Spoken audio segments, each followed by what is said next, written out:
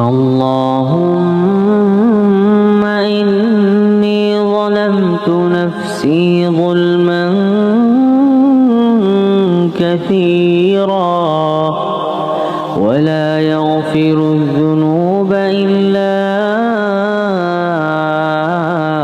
أنت فاغفر لي مغفرة من عندك وارحمني إنك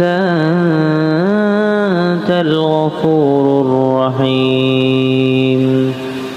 আল্লাহ বলছে আমার বান্দা যত বড় নাফরমানি করুক, করতে করতে যদি বড় থেকে বড় জুলুমও করে, কিন্তু তৎক্ষণাৎ যদি আমি আল্লাহকে স্মরণ করে আর আমার কাছে দুই হাত তুলে মাফ চায়, পিছনের গুনাহ যদি ছেড়ে দেয়